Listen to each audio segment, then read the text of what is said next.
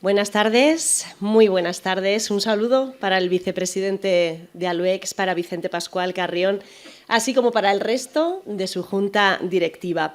Saludamos, por supuesto, a nuestro conferenciante de hoy, al sacerdote y teólogo, entre otras muchas cosas, como después comprobaremos, Jesús Rodríguez Torrente. Muchísimas gracias por estar aquí, gracias por acompañarnos en este ciclo de conferencias. Gracias, por tanto.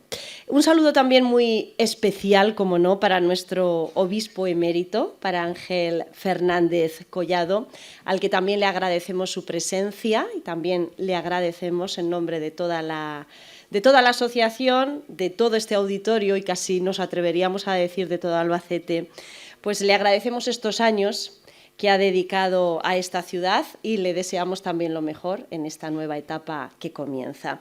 Y un saludo, por supuesto, también para Julián Ros, el administrador diocesano en estos momentos. No nos olvidamos del presidente del Tribunal Superior de Justicia de Castilla-La Mancha, de Vicente Rouco. Gracias también, no es la primera vez que asiste a este ciclo de conferencias. Le agradecemos también su presencia, cómo no. Bienvenida también a la concejal del Ayuntamiento de Albacete por el Grupo Vox, Sandra Martínez, también. Tampoco es la primera ocasión en la que está en este ciclo de conferencias. Se lo agradecemos, como al resto, su participación y su presencia. Y, como no, a todos ustedes, señoras, señores, y al resto de personas que vemos en la sala que están vinculadas de una o de otra manera a la diócesis de Albacete, muchísimas gracias por estar aquí, gracias por acompañarnos en este ciclo de conferencias. Agradecemos también a nuestros compañeros gráficos, en este caso a Carmela, también a Paco, a Josechu de Visión Press. Ya saben que todas estas fotografías las pueden ver en la página de Facebook de Visión Press a partir de esta noche. Paco después la subirá a la página de ALUEX y Carmela editará este vídeo y también lo podrán encontrar, el vídeo de la conferencia, en la página web de Diputación y en la de la propia asociación. También a los medios de comunicación, que aunque ahora ya no están, han hecho su trabajo, la Tribuna de Albacete, también el resto de medios, sobre todo a las radios. COPE nos decía nuestro conferenciante que también le han entrevistado esta mañana, y ya saben que la entrevista completa en la Tribuna la pueden ver a partir de mañana en la contraportada de este periódico. Bueno, cerrábamos la semana pasada el miniciclo, el monográfico, que desde ALUEX se ha dedicado, se dedicó a la mujer, con una conferencia de Elisa Belmonte. Y lo cierto es que este ha sido un monográfico que ha resultado sumamente interesante y en el que hemos aprendido muchísimo. Gracias a todas las personas de la Junta Directiva de la asociación por organizar también estos monográficos y por enseñarnos tanto. Bueno, y hoy arrancamos con la 22ª ya conferencia de este ciclo de conferencias que lleva por título al menos 20 años más. Iniciamos un capítulo final enfilamos ya la recta final de este ciclo de conferencias en el que nos vamos a adentrar en el conocimiento de temas muy diversos, a modo de miscelánea, con la que pondremos, como decimos, este broche final a un ciclo de conferencias que está resultando excepcional. Bueno, el primero de estos encuentros nos lleva hasta el Tribunal de la Rota, en la Nunciatura Apostólica en España, de la mano, como decíamos, de nuestro protagonista, de Jesús Rodríguez Torrente. Conoceremos la historia de este tribunal, el privilegio que supone tenerlo en España y también cómo ha ido evolucionando a través del tiempo, a través de los siglos. Y de todo esto nos hablará Jesús Rodríguez Torrente, al que ya les presento de manera más formal. Nació en Yeste en 1962, pertenece a una familia, como él bien dice, cristiana, que vive la fe con intensidad y es el hijo mayor de 3 hermanos. Es doctor en Teología Moral, licenciado en Derecho Canónico y Jurisprudencia Rotal, licenciado en Ciencias Eclesiásticas, titulado superior en Ciencias de la Familia y orientador familiar, también titulado en Jurisprudencia Canónica. Comenzó sus estudios superiores en el primer ciclo teológico en la Facultad de San Vicente de Ferrer de Valencia. Allí obtuvo el título de bachiller en Teología y la licenciatura en Ciencias Eclesiásticas. Después obtuvo el grado de licenciado y y doctor en Teología Moral por la Universidad Pontificia Comillas y también el doctorado. Ya en 1988 consigue el grado de título superior en Ciencias de la Familia y el título de orientador familiar por la Universidad también Pontificia de Comillas. Su primera labor docente en la Universidad de Comillas la realiza como profesor de Teología del Matrimonio, Moral Personal y también Historia de la Familia. Secretario técnico del Instituto Universitario Matrimonio y Familia por un periodo de 10 años. Es profesor del Seminario Mayor de Albacete de Teología Moral y Teología del Matrimonio. En 1998 es enviado a Roma, a la Pontificia Universidad Gregoriana, donde estudió Derecho Canónico. Obtuvo la licenciatura en 2001 y en este curso, además, realiza los cursos de doctorado y el curso de jurisprudencia, obteniendo el título de Jurisprudencia Canónica. Ha organizado muchos cursos. Vamos a destacar los de especialización en Derecho Canónico para abogados en Albacete. Además, es miembro de honor del Colegio de Abogados de esta ciudad. Ha participado también en congresos de estudios internacionales y nacionales. Ha dado conferencias por todo el territorio nacional y ha sido profesor invitado en cursos de verano de diferentes universidades civiles. En la actualidad es profesor en la Universidad Pontificia de Comillas, en concreto de Derecho Administrativo Canónico, también de Normas Generales y de Escritos Forenses. Profesor en el CEU San Pablo sobre procesal matrimonial en segunda instancia para especialistas en matrimonial canónico y profesor del curso Rotal y de los cursos especialistas en Derecho Matrimonial Canónico en colegios de abogados. Vamos ya terminando. El 7 de septiembre de 2010 es nombrado juez auditor de la Rota de la Nunciatura Apostólica en Madrid y coordinador responsable de la Oficina de Protección del Menor de la Conferencia Episcopal Española desde noviembre de 2021. Muy brevemente, su recorrido pastoral: el 13 de mayo de 1989 fue ordenado sacerdote, nombrado delegado de pastoral familiar de la diócesis de Albacete, en 2001 párroco de Nuestra Señora de las Angustias de Albacete, que seguro allí mucha gente de la que está aquí lo ha conocido y lo conoce, y en 2002 vicario judicial de la diócesis. En 2005 nombrado canónico de la Santa Iglesia Catedral de Albacete. Bueno, ha impartido formación permanente a sacerdotes en materia de pastoral familiar y de derecho canónico a las diócesis de San Sebastián, Pamplona, Jaén, Guadalajara, Málaga, Madrid, etcétera, etcétera. Bueno, trayectoria, recorrido, no le falta, y lo que ya sí que estamos deseando es escuchar esta interesante, ¿no?, interesantísima conferencia. Le agradecemos de nuevo su participación y ahora ya sí que le dejamos con su público. Muchísimas gracias.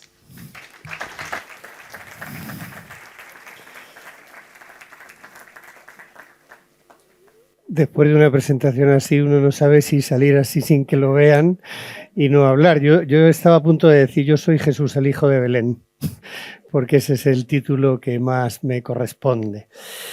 Bueno, muchísimas gracias por venir y desplazarse esta tarde para intentar entender un poco más instituciones que de forma privilegiada tiene la Iglesia en España.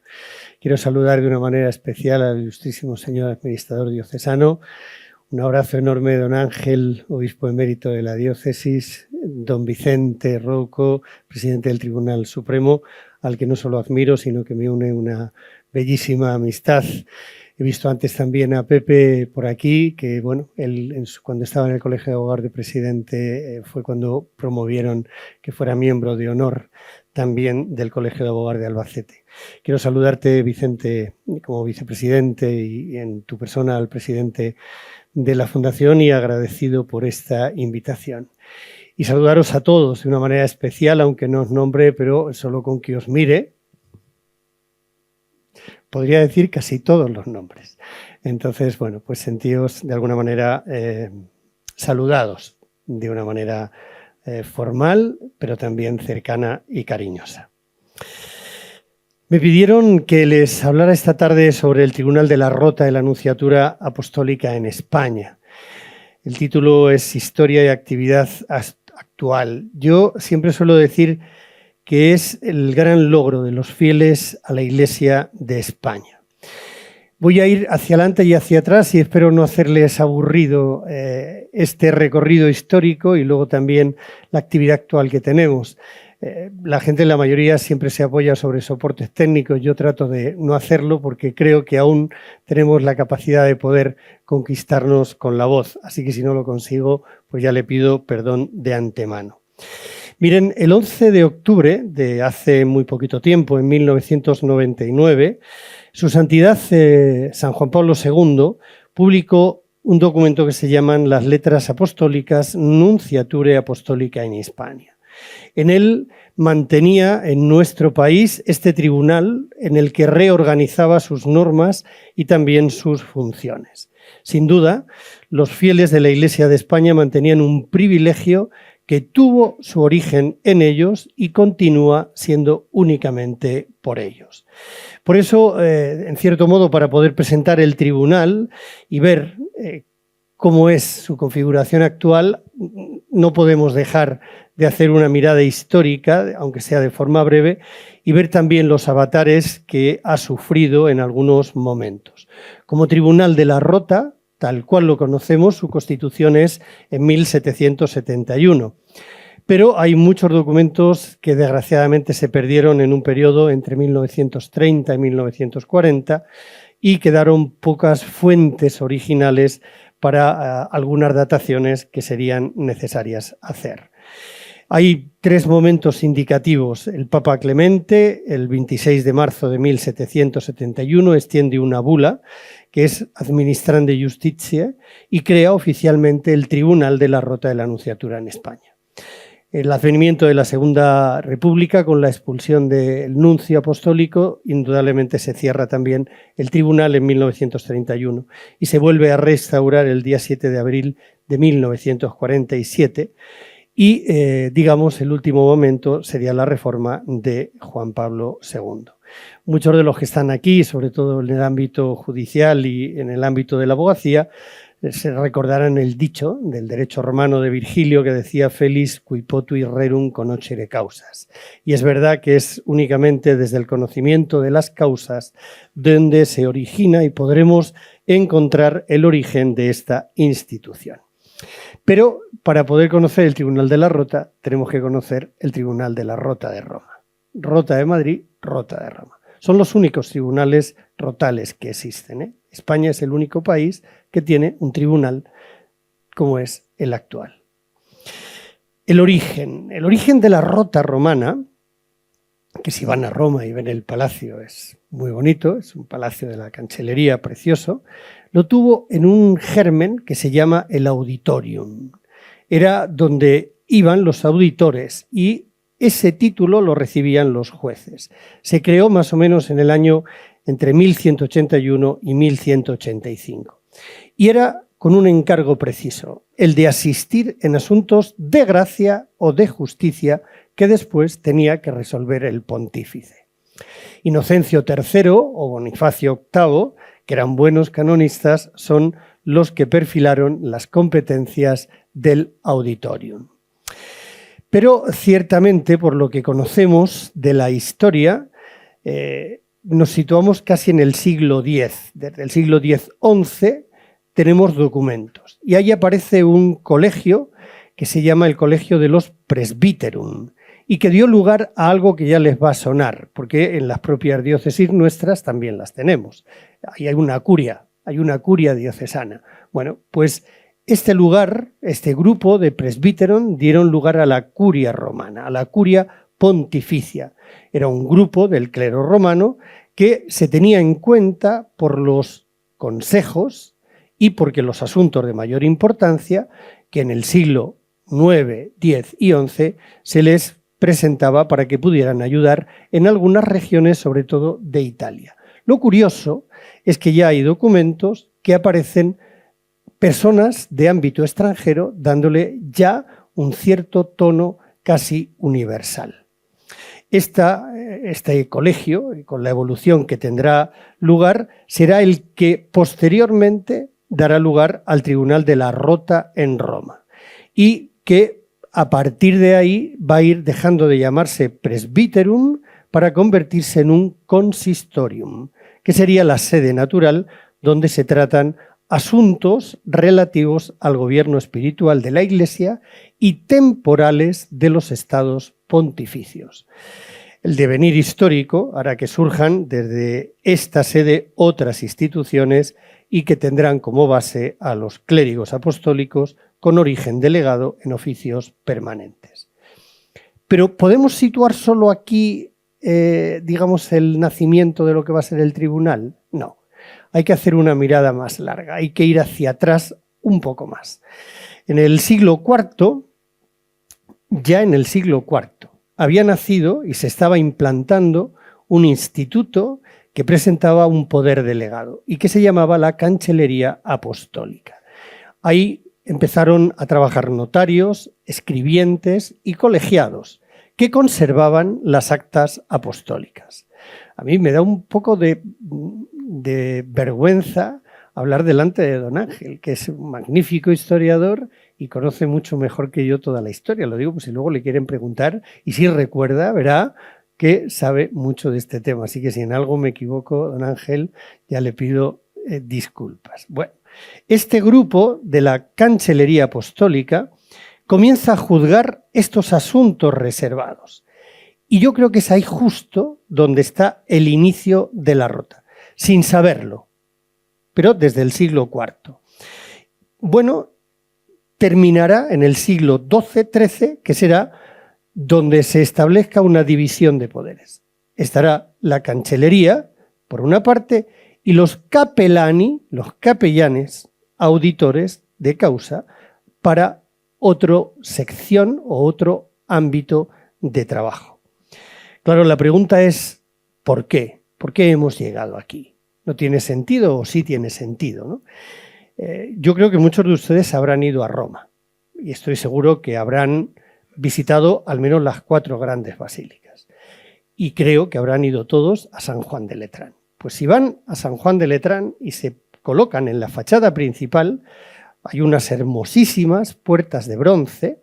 Esas hermosísimas puertas de bronce son las puertas de la Curia Julia, que estaban en el Foro Romano y que se trasladan al Palacio de Letrán, al Palacio Laterano, donde los Laterani le ofrecen un palacio una vez que el edicto de Milán concede el que los cristianos puedan estar y más tarde con Teodosio le va a devolver, no devolver, le va a hacer crear a la Iglesia la capacidad del gobierno judicatario.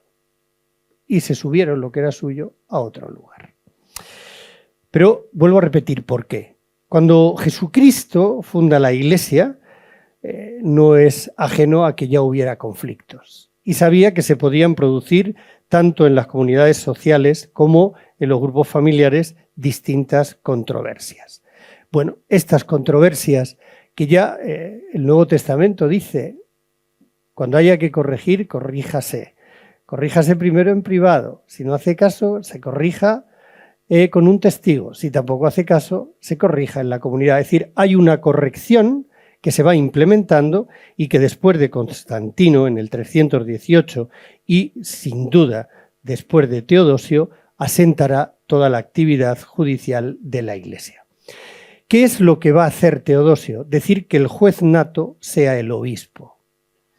Con lo que los obispos empiezan a tener en sus sedes aquellas primeras instancias en un declive del Imperio Romano que durará hasta Focho, hasta el año 700, y ya después se queda abandonado, porque Roma desaparece, va languideciendo y va a ir quedándose el ámbito únicamente pontificio. Se crean las sedes apostólicas, se crean las sedes metropolitanas y a la par que se van creando desde el siglo III y IV, se crean los tribunales de primera instancia, los tribunales metropolitanos y los metropolitanos que tendrán que acudir o a concilios o al papado. Aún así, todos los estados pontificios, la última causa la dirimía el Papa. Con lo cual, aquí es donde se crea toda la situación. Pero este aquí que tenemos España. España tiene desde el principio, una gran presencia teológica y están los concilios de Toledo. El concilio de Toledo, celebrado en el año 683, ya se ocupa de la cuestión jurídica. Y en ese concilio se establece que la apelación frente a cualquier sentencia de un obispo se dirigiera al metropolitano. En nuestro caso, si ahora fuera el año 683, nuestro metropolita es Toledo. Por lo tanto, de Albacete tendrían que pasar a Toledo la controversia. Pero dice ese mismo concilio que cuando la cuestión se dirime en el metropolitano, o pasa a otro metropolitano o puede reclamar al rey. De alguna manera, la importancia de los concilios toledanos era claro y hace que yo creo que se estructure de una manera muy profunda lo que ya va a ser el concilio para poder establecer las sedes judiciales en el ámbito eclesial y social, que estaba muy ligada en aquel momento. Y ya es un acierto que el último rincón judicial lo reclame hacia el ámbito real. Por eso, desde muy pronto, España comenzó a juzgar sus causas casi sin tener que ir a Roma. Haciendo este incurso, volvemos a la Rota de Roma y su devenir. Hay un papa, Inocencio III, en el año 1198 a 1216, que se da cuenta que responder a los estados pontificios y a las controversias que venían de otros obispados era lento. Así que si alguien piensa que la justicia canónica o civil es lenta, es un mal de siempre. En el año 1198 ya era lenta. Bueno, se trató de dar celeridad, decía Inocencio III. Y esto lo va a hacer a través de unos capellani papali con una competencia concreta para que pudieran instruir, tratar y juzgar. Le daba las tres competencias. Este es el germen absoluto de la Rota de Roma. ¿Por qué? Porque a la par que se le da y se le dota para estas tres funciones, se le confieren condiciones para que haya un proceso, para que se dé un procedimiento, se le da competencia y también se indica el lugar donde se celebra. Y ahí ya se les nombra también auditores de causas, aunque los cardenales se reservaran las de mayor importancia. Se introduce el derecho canónico con una idea clara de la concepción de Justiniano, la autoritas rerum perpetuos y militer judicatarum. En el fondo se quiere que la propia justicia vaya creando unidad de jurisprudencia con casos similares y que va a ser tenido en cuenta en lo que después conoceremos como las decretales. Este es el primer periodo. Este es el primer periodo, digamos, de la historia, de una manera un poco sintética, pero el primer periodo que acabaría más o menos en el siglo XIII. Del siglo XIII al siglo XIV se configura lo que va a ser el Tribunal de la Rota en la sede apostólica.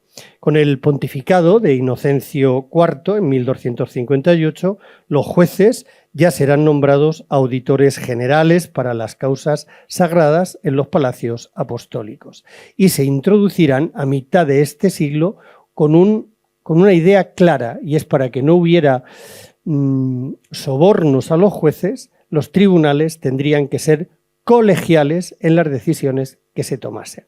Por lo tanto, el juez único era solo para algunas situaciones extraordinarias.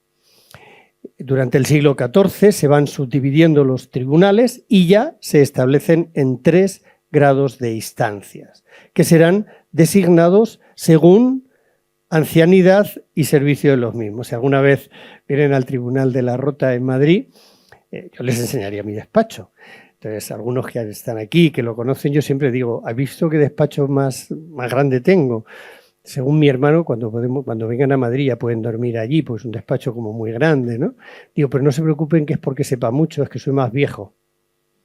conforme vas pasando años, vas teniendo una prestancia, sea para turno de mesa, sea para turno judicial o sea para despacho. Bueno, pues aquí pasaba igual. Los servicios que se han dado a lo largo del tiempo van designándose los puestos. Lo bonito que ya empieza a establecerse desde ese momento es que las conclusiones se tienen que debatir y se tienen que conocer cada una en su instancia, de tal manera que la superior tiene que juzgar a la causa inferior, pero puede modificarla. De ahí la importancia que tenían los grados de apelación. Se establece que habrá un primer tribunal, habrá un segundo tribunal que coincidirán con los metropolitanos y habrá un tercer tribunal que será la Rota y que podrá juzgar a ambos tribunales.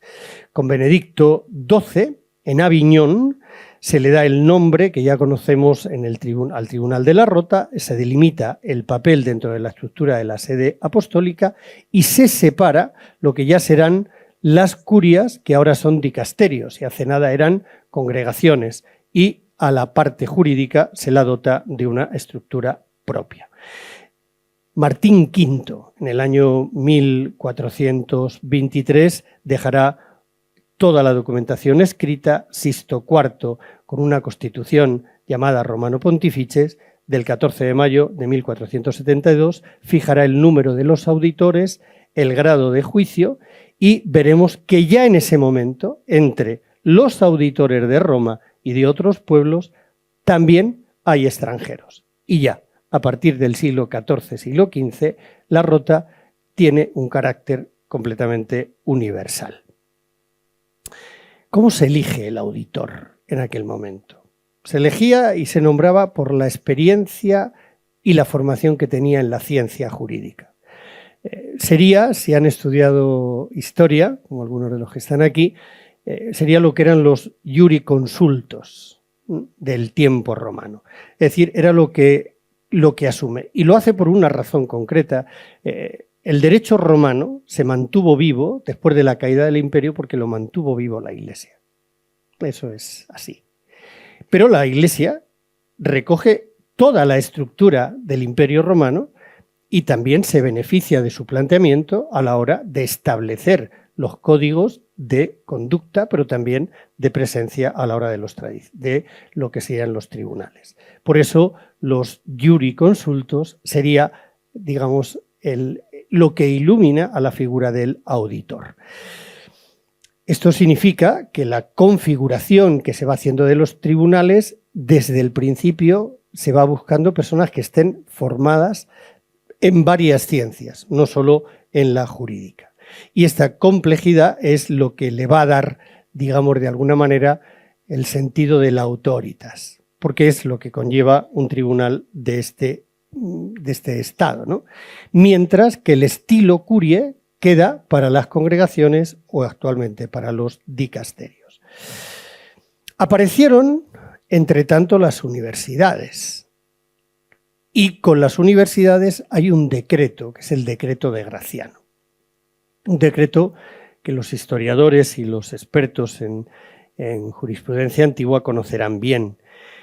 Junto con este decreto aparecen lo que se llaman las colecciones de leyes. Graciano sugiere que la apelación a la sede apostólica no sea solo por cuestiones de fe, sino también por otras cuestiones. Indudablemente él piensa en los estados pontificios, pero piensa también en los estados que, asociados al Papa, pueden tener una jurisprudencia papal o internacional. Esta apelación se recomienda ya desde Graciano que no la ejerzan solo los obispos, sino también los fieles, de tal manera que los fieles pudieran pedir la justicia de la Santa Sede. Bueno, esta recomendación la recogerá el Papa Gregorio IX y le va a encargar a un penitenciario que lo haga. Y lo nombro porque es alguien importante para nosotros, San Raimundo de Peñafort. San Raimundo de Peñafort es español. Bueno, no sé si decir español o catalán, pero es español, hoy por hoy. está enterrado además en la Catedral de Barcelona. Bueno, y él crea lo que se llaman las decretales, el Decretalium Liber Extra Decretum Vegantium. Ahí aparece toda la espina dorsal de lo que va a ser el derecho canónico. Tanto es así que perdurarán hasta 1917. Aquí los historiadores divagan. Si me preguntan a mí, pues hombre, yo entiendo que tener un código del 17 o ahora del 83 con las reformas que tiene, pues te da una... No se equipara bastante a lo que son los códigos desde Napoleón modernos de derecho y de justicia o de procesos. Las decretales lo que tenían era un derecho, es más parecido a lo que sería la Canon Law. Ese es un derecho que se va haciendo según el conflicto y según la que va resolviendo, va creciendo la propia estructura de la decretal. Bueno, pero se lo debemos a San Raimundo de Peñafort. ¿Qué hace en ese momento la Santa Sede? Como ya son muchos los estados pontificios, muchos los países que tienen controversias y que acuden a Roma, nombra jueces delegados que se desplazan a cada país. Instruían, definían las causas, pero luego los enviaban al fuero romano. Se pueden imaginar que si ya la cuestión era lenta, no había aviones, ni coches, ni email, con lo que podrían ser años de respuesta hasta que se diera solución a una causa. Creo muchas controversias. En España, mientras tanto, estamos ahí situados hacia 1500, todo lo que es el litigio aumenta mucho. Y aumenta por muchas causas. Tanto es así que Martín V, con el rey Juan de Castilla, establece un concordato. Y establece de alguna manera que se puedan reducir el número de apelaciones que España presentaba al Papa. Mientras tanto, terminado el reinado de Juan de Castilla, llegan los reyes católicos. España exponencialmente en el ámbito europeo crece muchísimo, tanto en poder económico como en representatividad y también en importancia. La gesta de lo que supuso la aventura de América con el apoyo de la corona española fortificó las relaciones con el papado y le dio grandes facultades a España.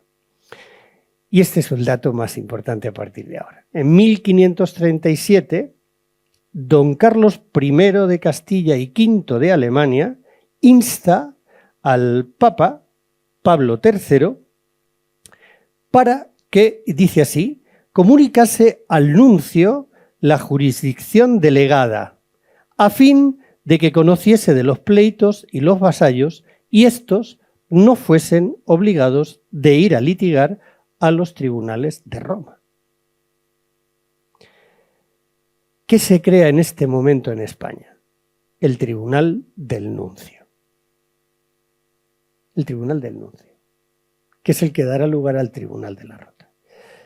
Por lo tanto, desde 1537 España tiene un privilegio que no tiene ningún país, que es un tribunal propio para que los españoles litiguen aquí sin necesidad de ir al pontífice.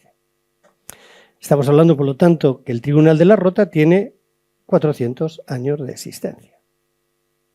Seguimos estando en el mismo sitio. Claro, así es como surge el Tribunal de la Nunciatura en España. Emergió de las facultades de unos legados al étere que tenían los nuncios apostólicos en nuestro país. Así surge en el siglo XIV, se desarrolla en el XV y en el XVI se consolida.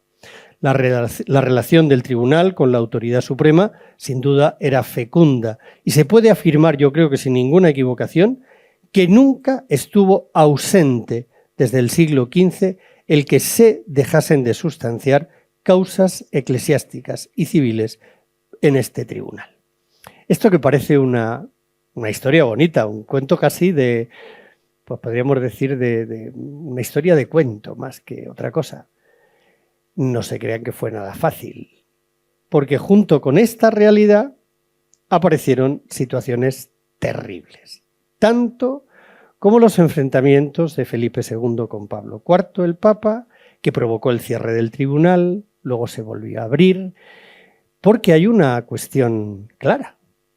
De pronto los reyes de España se encuentran que tienen en su propio territorio un tribunal internacional que juzga sobre causas que le competen. Y eso no es fácil. Así que esta historia, que yo la cuento en datos y que parece perfecta, no estuvo exenta de muchísimas complicaciones y en algunos momentos de dificultades muy serias. Después del Concilio de Trento, que ya se afirma que las causas de fuero eclesiástico se tienen que conocer siempre por los ordinarios en primera instancia, y los tribunales tienen que también ver las causas matrimoniales y criminales. Pero se le quita la competencia a muchos otros que también juzgaban. Porque en el Concilio de Trento, cuando se toca toda la estructura judicial, resulta que podían emitir juicios y juicios que tenían validez completa un deán de la catedral o un arcediano u otros inferiores. Pero claro, esto provocaba que cada uno se buscaba al juez que a lo mejor, quiera Dios que no, pero imagínense que se pudiera comprar o se pudiera de alguna manera beneficiar. Con lo cual ya vemos que la corruptela no es algo propio de nuestro tiempo. Creo que ha estado a lo largo también de toda la historia. Bueno, a partir del Concilio de Trento, la controversia se tiene que juzgar ya en tribunales. Las controversias siguen entre la monarquía española, la clase política y la sede apostólica. En 1700 fallece el rey Carlos III. Y ahí hay un cardenal, Portocarrero, y el cardenal Mendoza. Van a ser los dos protagonistas de nuestra historia en este momento.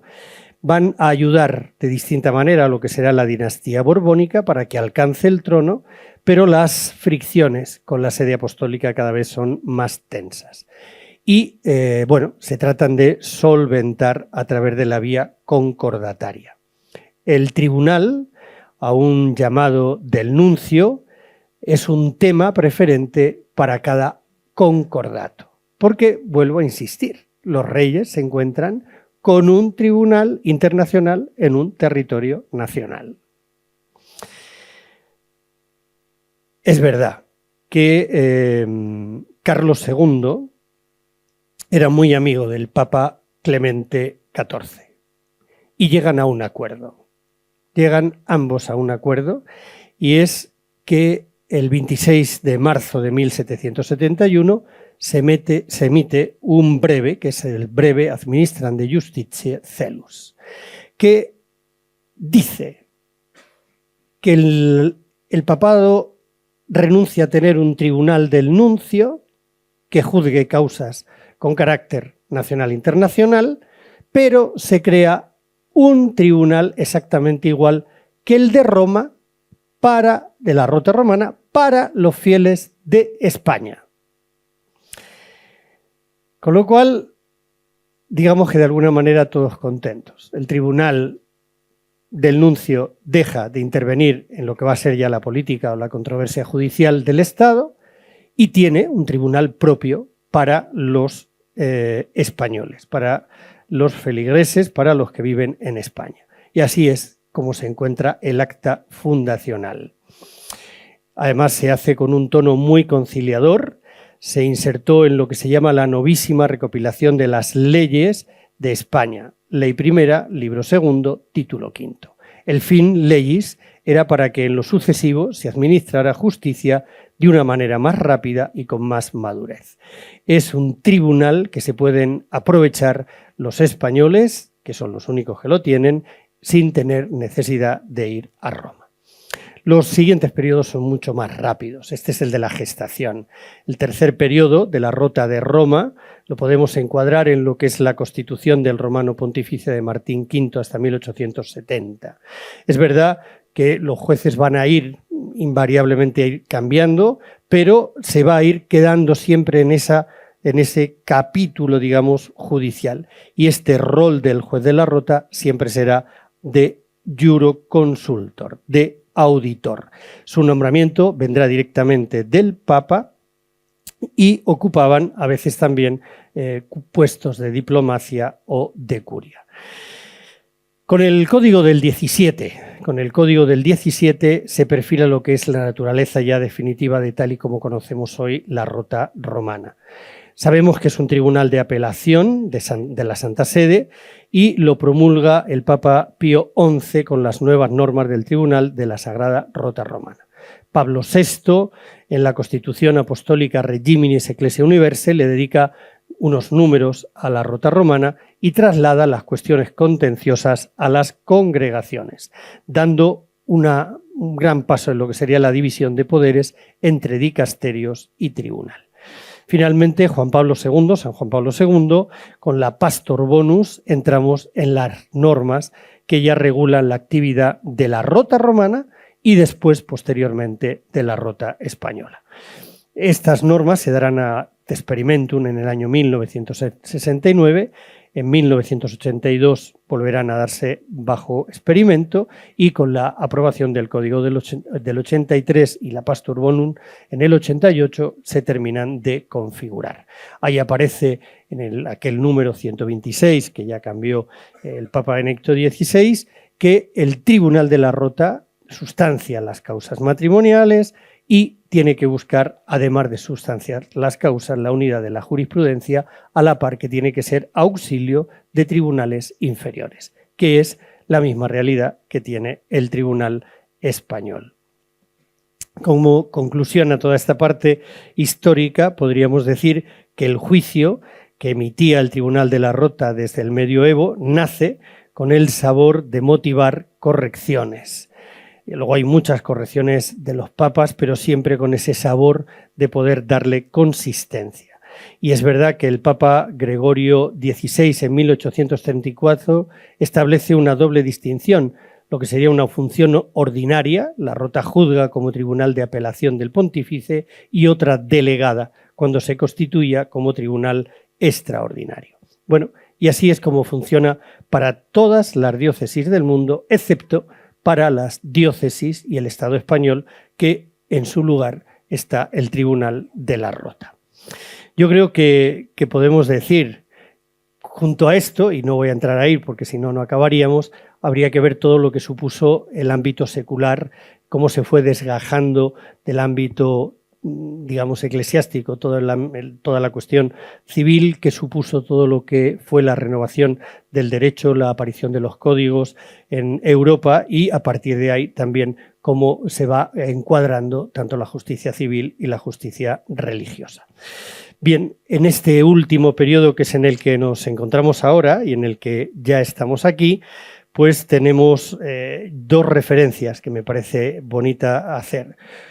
Una a San Pío X.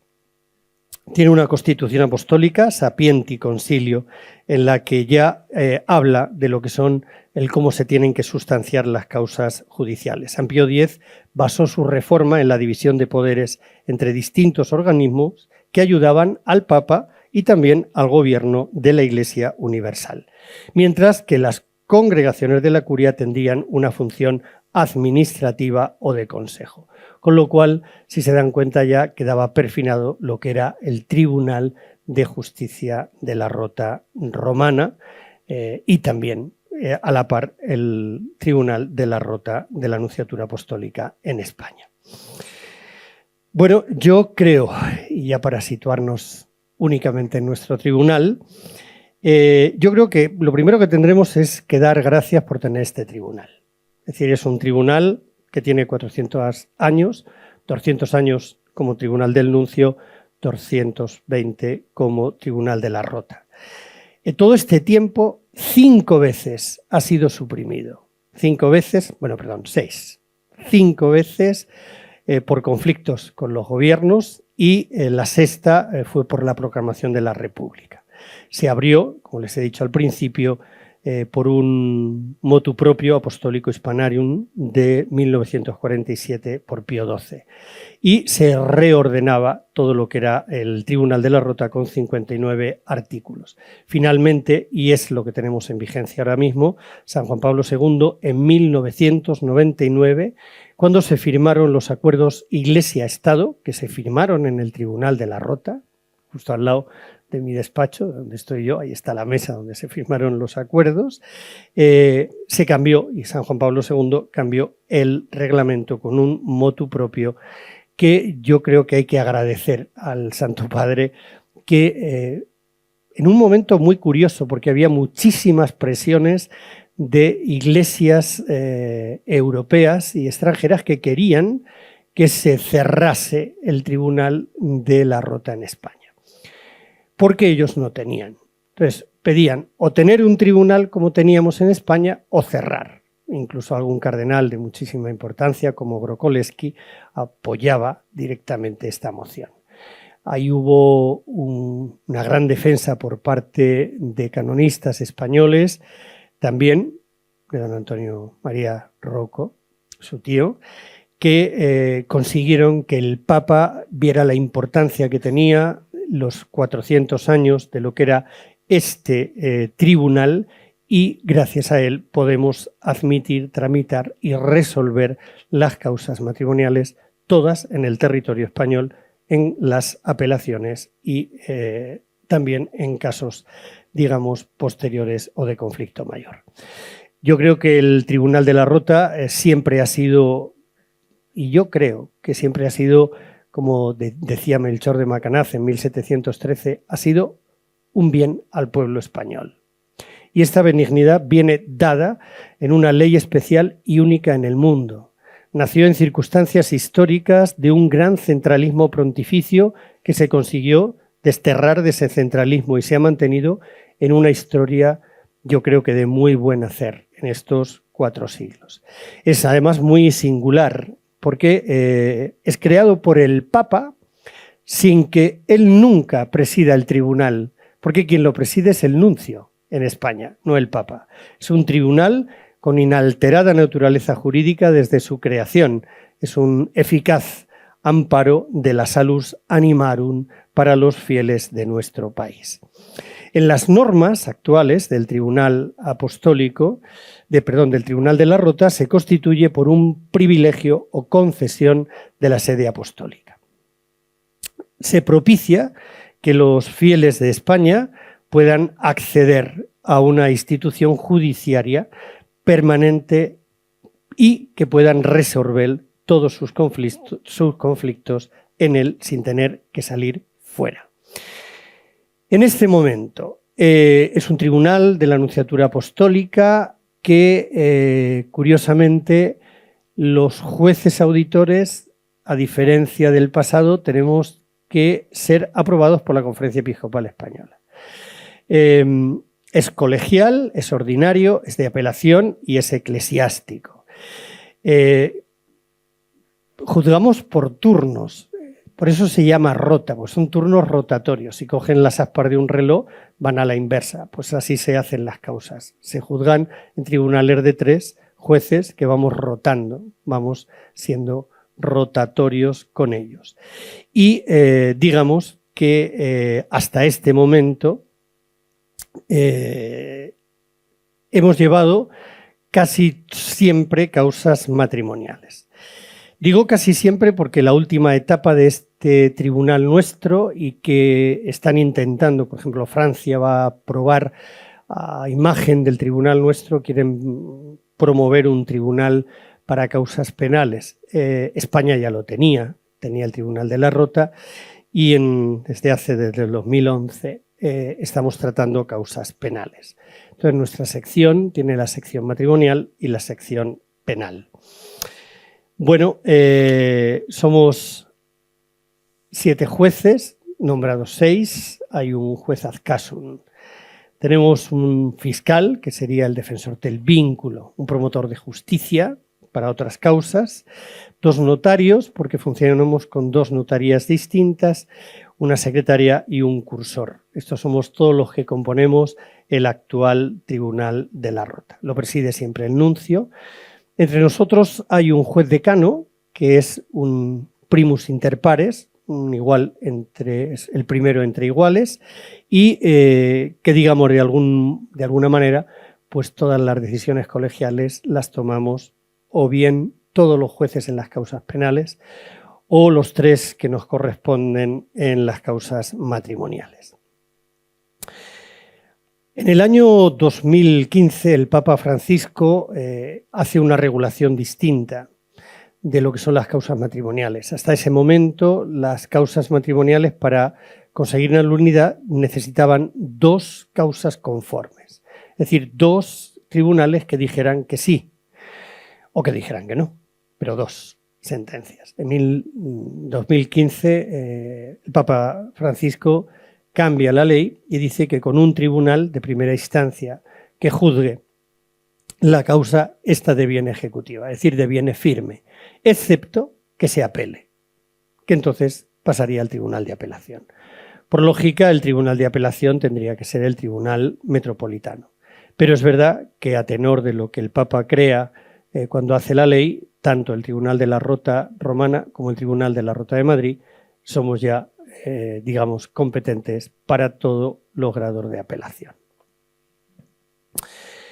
Esto significa que nosotros teníamos alrededor, cuando yo entré en el 2010, tendríamos alrededor de unas 680, 700 causas que entraban al tribunal. Muchas de ellas, casi 550, eran solo que llamábamos de doble conforme, que es decir, que solo teníamos que emitir un decreto de conformidad.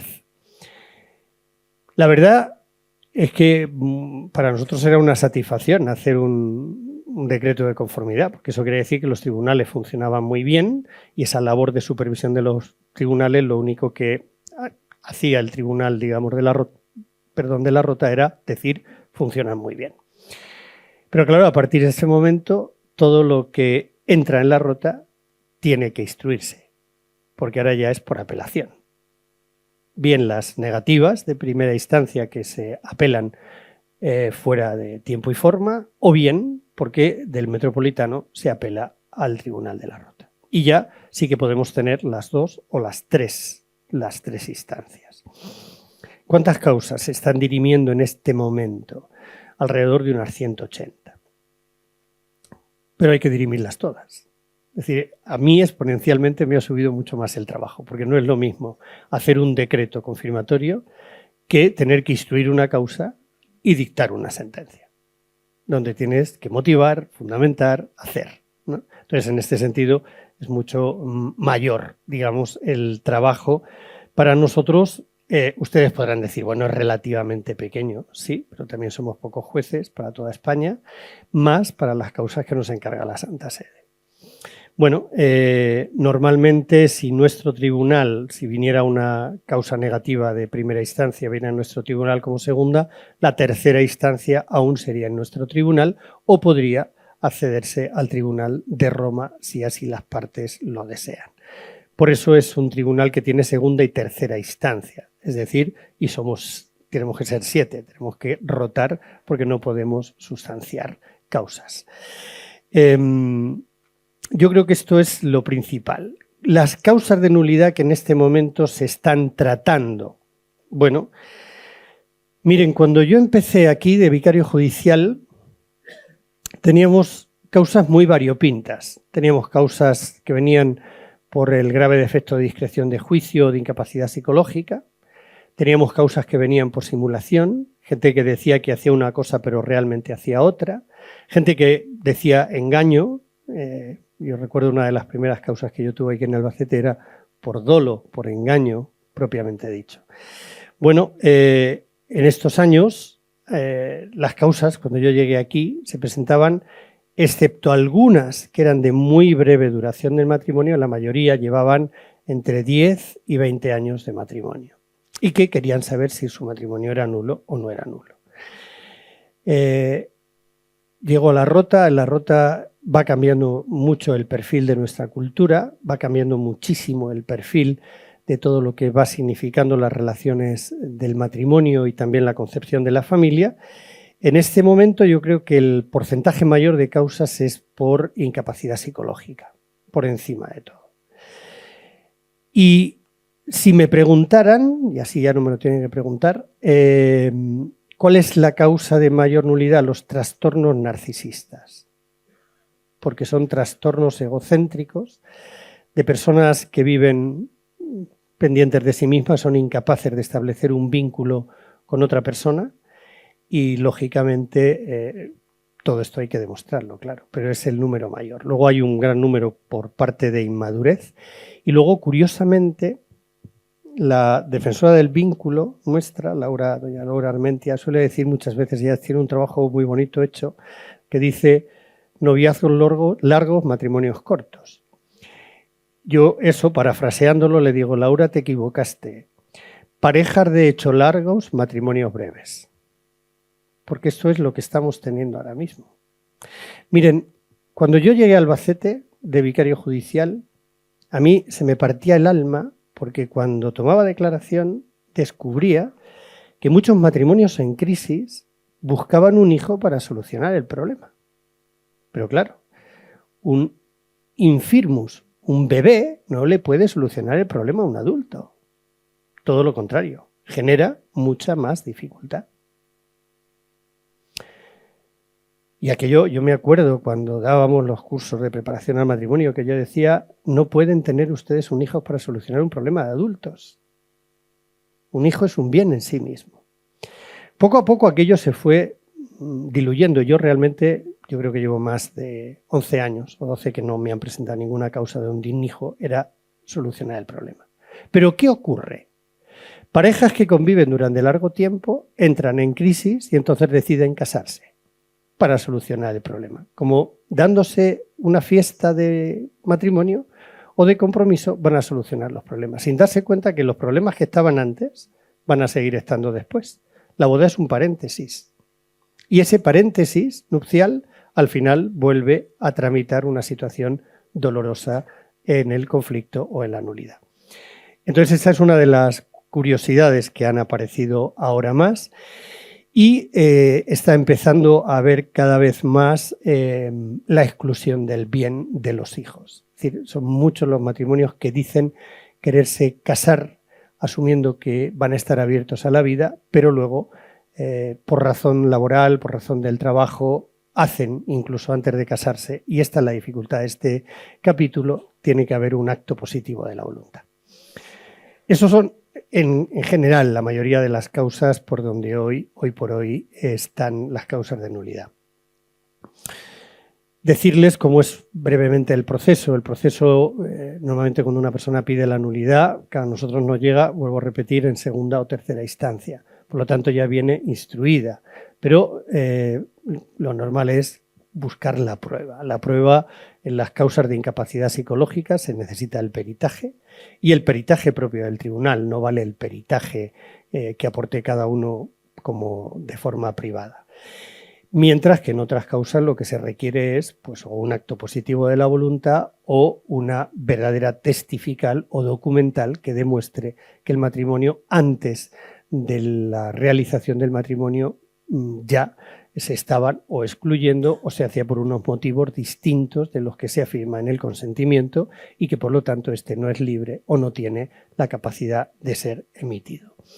Bueno, y es así donde en este momento desarrollo gran parte de mi labor. Es verdad que las causas penales son distintas y hoy por hoy pues es una parte importante de mi vida, porque desde hace 3 años me encargaron la conferencia episcopal, todo lo que es la protección del menor, y eso conlleva pues todo lo que es también el trabajo en ámbito nacional con distintas instancias políticas y también religiosas para la defensa de los menores.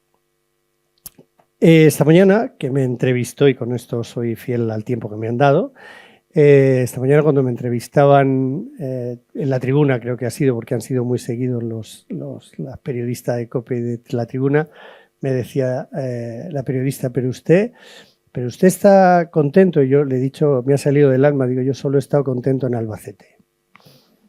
Y contento, sobre todo, en el tiempo que viví en la parroquia de Fátima como vicario parroquial. Y ciertamente el tiempo más feliz de mi vida fue la parroquia de las Angustias, donde yo creo que me sentí plenamente realizado como sacerdote y me sentí siervo y servidor de este pueblo al que aprecio, amo y quiero, porque donde voy, yo digo, soy Jesús de Albacete. Gracias.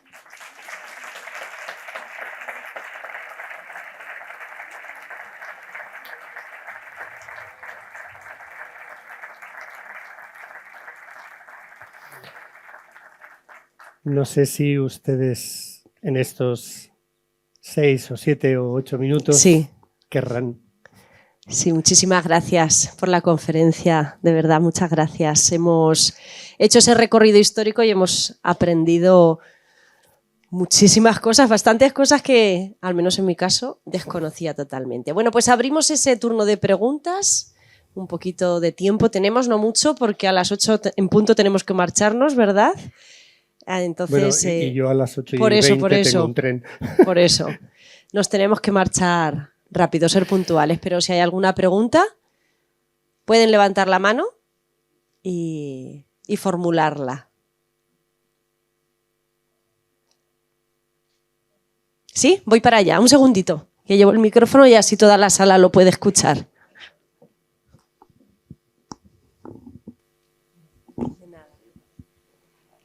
Bueno, en primer lugar, muchísimas gracias por la charla que nos ha dado. Te iba a llamar de tú, pero me da un poco de vergüenza. Sí, con toda que nos conocemos desde hace Juana. tiempo. Entonces, yo quería preguntar, aunque más o menos hemos podido adivinar ciertos motivos, pero sí que me gustaría que de una forma un poquito más adentrada, más profunda, nos pudieras decir, perdona, el principal motivo de tanta separación, matrimonial en estos tiempos. Bueno. El primero. ¿Vale? ¿Hay más preguntas? No. Vale. Vamos a ver. Yo recuerdo, tuve que dar una conferencia en el año 2006, era yo ya vicario judicial de Albacete. Entonces yo decía públicamente que la Fiscalía había hecho un documento sobre el matrimonio donde valoraba la institución del matrimonio, mientras que la ley que empezaba a aparecer era del divorcio, ya decía que no se necesitaba ningún motivo para divorciarse. Por lo tanto, si me andan o me preguntan cuál creo yo que es el motivo, yo creo que el principal motivo es que no se cree en el matrimonio. Es decir, tenemos una cultura donde la institución del matrimonio no se defiende y además no se cree en ella. Y no se cree porque, yo creo que don Julián muchas veces me lo ha oído, yo digo, vivimos en sociedades individualizadas, que no cree en el bien común, o sea, creemos en un bien común si nos satisface. Pero esto hace que lo que son los grupos primarios se pierdan, sea el matrimonio, sea la familia. ¿Por qué? Porque al final lo que me importa soy yo. Entonces, yo creo que la principal razón es que tenemos un concepto muy individualista del ser humano. Y eso supone, y a mí me duele enormemente cuando se lo oigo incluso a personas formadas o a padres cristianos, cuando dicen, no, es que yo me he casado para ser feliz. Entonces, si no eres feliz, hijo, sepárate. Yo creo que nadie se puede casar para ser feliz. Si se casa es para hacer feliz. Y ahí estará tu felicidad, pero no es al revés. Hemos pasado de tal manera el sentimiento, la emoción y el yo como única razón que hace muy difícil la convivencia. Porque yo ya soy infeliz si no piensas como yo, si no haces las cosas como yo digo, si no es como yo quiera, si no es como yo,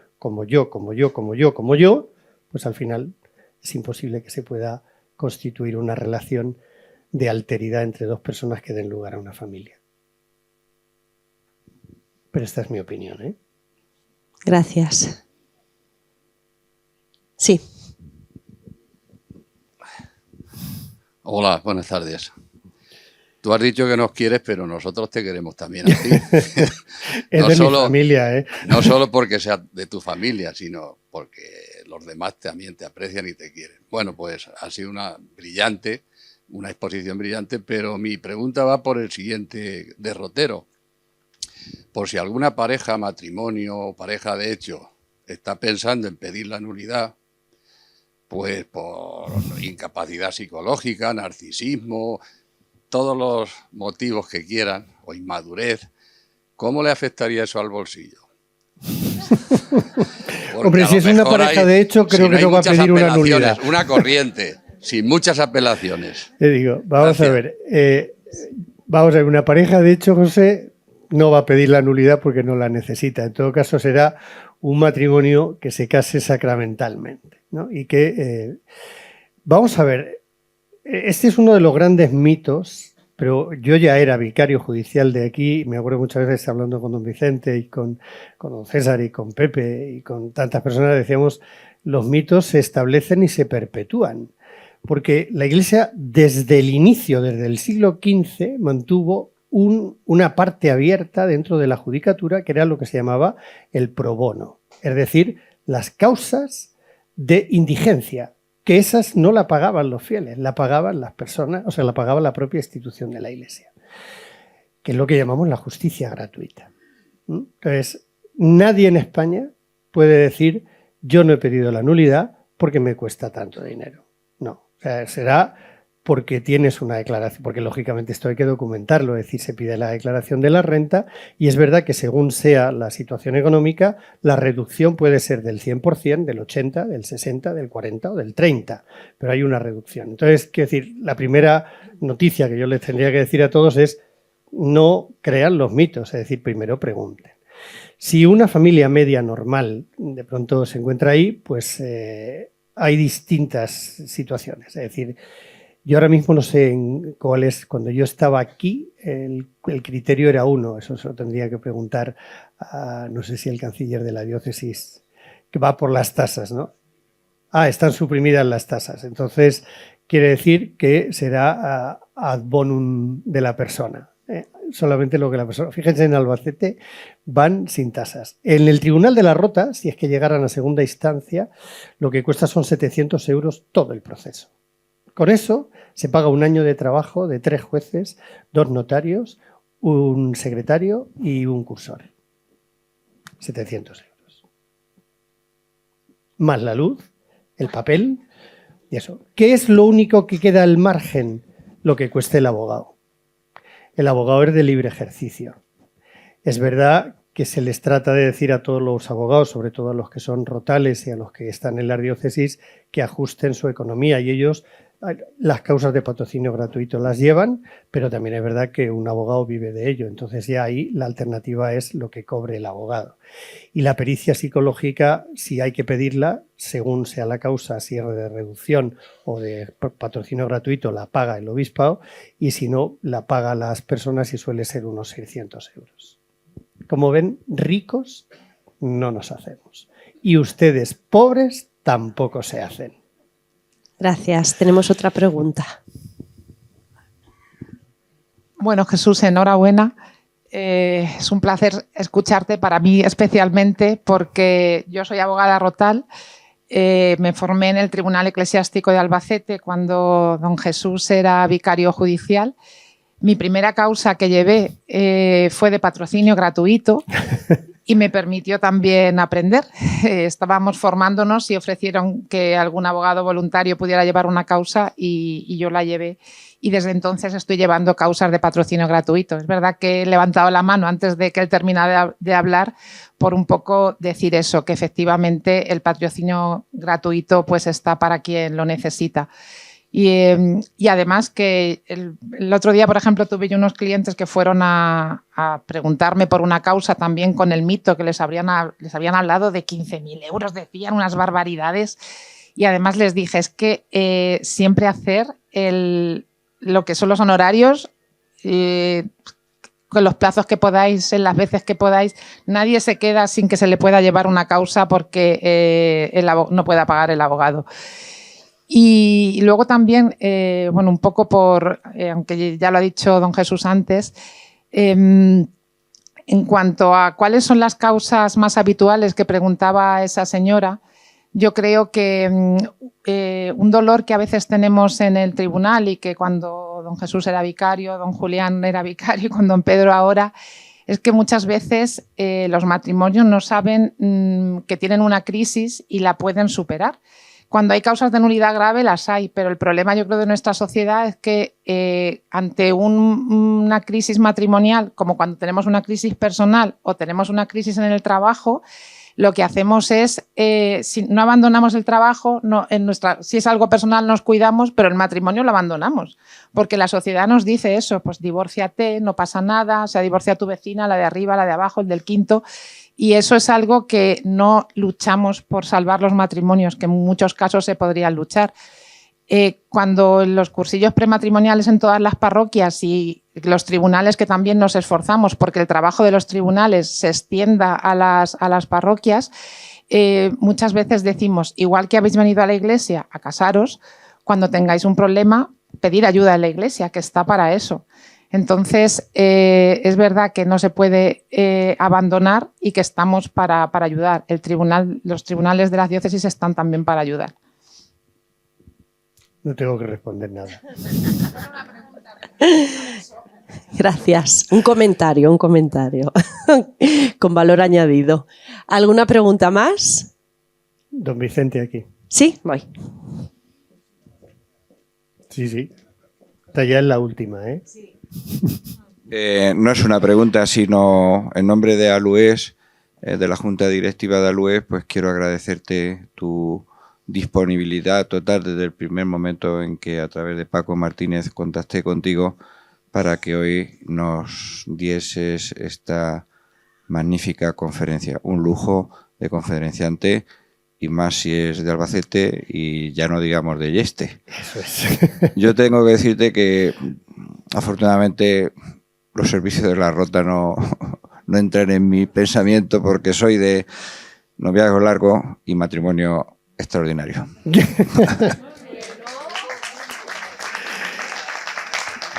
Para ser justos, tendría que decir de Yeste y Molinicos. Bueno, muy bien. Bueno, qué bonito esto último, ¿no, Vicente? Bueno, pues vamos a aprovechar y te vamos a pedir que nos acompañes. Y pedimos también a nuestro conferenciante si puede colocarse, si se quiere quitar el micrófono para estar más cómodo.